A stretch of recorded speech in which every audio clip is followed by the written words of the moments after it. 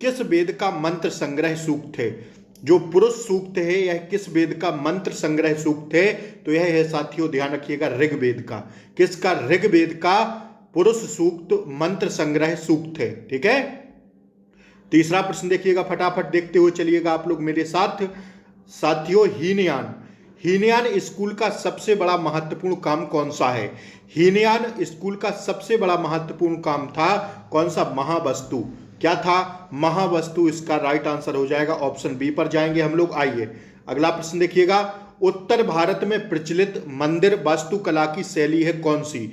उत्तर भारत में प्रचलित मंदिर वास्तुकला की शैली है नागर। लेकिन आपसे पूछ दे कि दक्षिण भारत में प्रचलित मंदिर वास्तुकला की शैली कौन है? तो साथियों द्रविड़ लगाइएगा, इसका राइट आंसर हो जाएगा नागर। आइए अगला प्रश्न देखिएगा, दिल्ली सल्तनत प्रशासन के संदर्भ में राजपत्र विभाग को निम्न में से किस नाम से जाना जाता है? दिल्ली सल्तनत प्रशासन के संदर्भ में राजपत्र विभाग को निम्न में से किस नाम से जाना जाता है? तो इसको जानते हैं साथियों किस नाम से?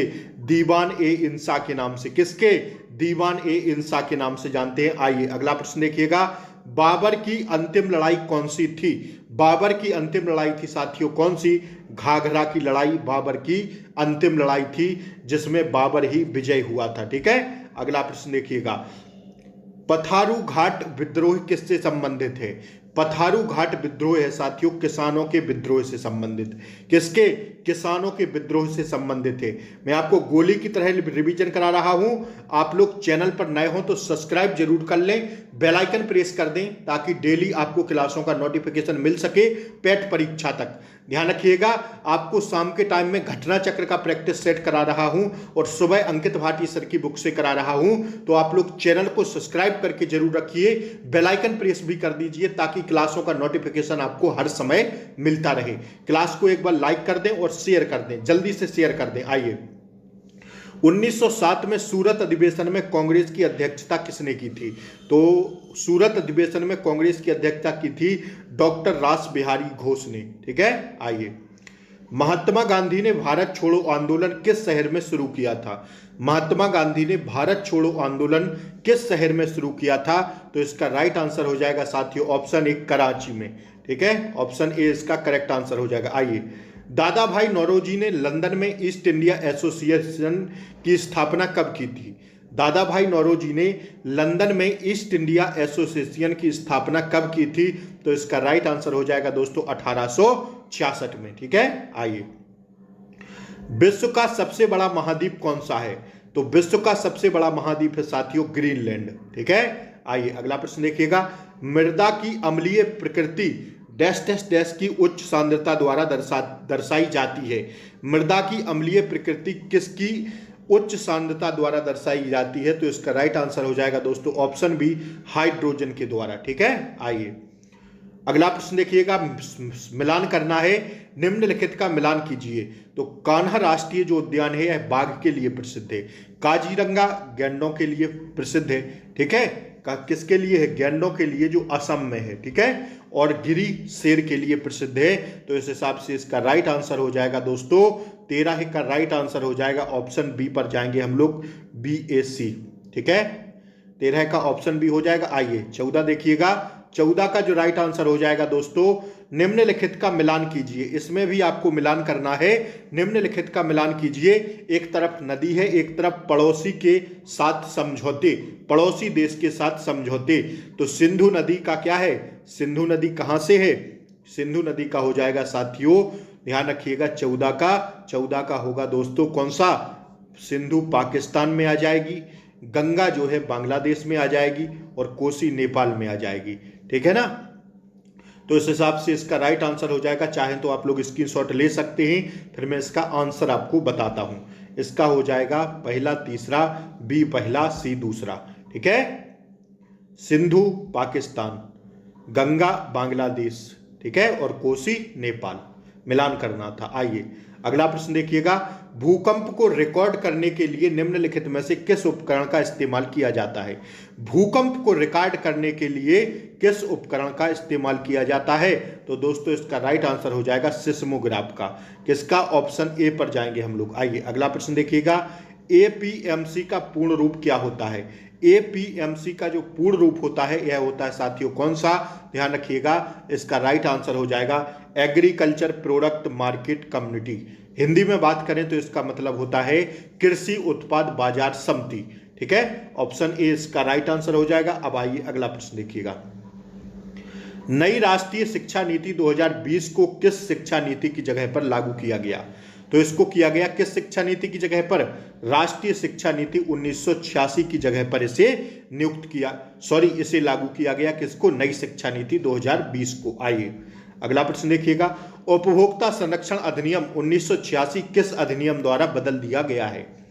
उपभोक्ता संरक्षण अधिनियम 1986 किस अधिनियम द्वारा बदल दिया गया है? तो इसका राइट आंसर हो जाएगा ऑप्शन सी, उपभोक्ता संरक्षण अधिनियम 2019 के द्वारा। आइए अगला प्रश्न देखिएगा। भारत में प्रथम औद्योगिक नीति आरक्षण नीति कब पेश की गई?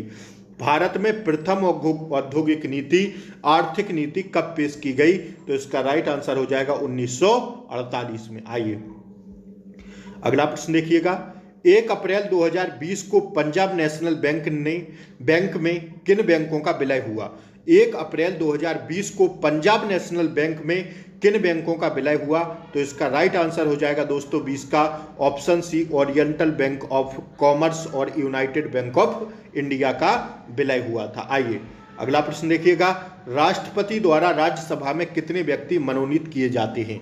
तो आप सब लोग जानते हैं 12 व्यक्ति मनोनीत किए जाते हैं। ऑप्शन डी पर जाएंगे हम लोग। अगला प्रश्न देखिएगा। मैं गोली की तरह रिवीजन कराऊंगा, मैं रुकूंगा नहीं। ठीक है, लिख पा रहे हो तो लिखते जाइए, वरना सुनते जाइए, स्क्रीनशॉट ले लेना, बाद में देख लेना।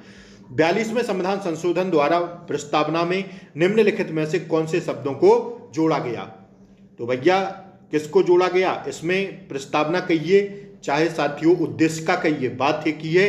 तो इसमें केवल एक ही अमेंडमेंट किया गया 42वें संविधान संशोधन 1976 द्वारा, और इसमें समाजवादी, पंथ निरपेक्ष और अखंडता जैसे 3 शब्द जोड़े गए प्रस्तावना में। That's your answer, option B पर जाएंगे हम लोग। आइए देखिए, इसको देखिए, पूछ रहा है कि निम्नलिखित में से कौन सा कथन सत्य है? तो पहला पढ़िएगा। भारतीय संविधान में मूल रूप से आपात उपबंध नहीं किए गए हैं, गलत हो जाएगा। मूल संविधान में अनुच्छेद 352 से 360 तक आपात उपबंधों का प्रावधान है, एकदम सही बात है। 352, 356 और 360 में। ठीक है, 352 से 360, तो यह कथन सही है। आपात उपबंध फ्रांस के संविधान से उद्घृत थे, नहीं जर्मनी के संविधान से उद्घृत थे। तो इसका केवल राइट आंसर होगा ऑप्शन बी, केवल दूसरा क्या है? सही है, पहला और तीसरा गलत है। आइए, जनहित याचिका PIL कहां पर प्रस्तुत की जाती है? तो PIL भैया कहां प्रस्तुत की जाती है? PIL की जाती है कहां पर?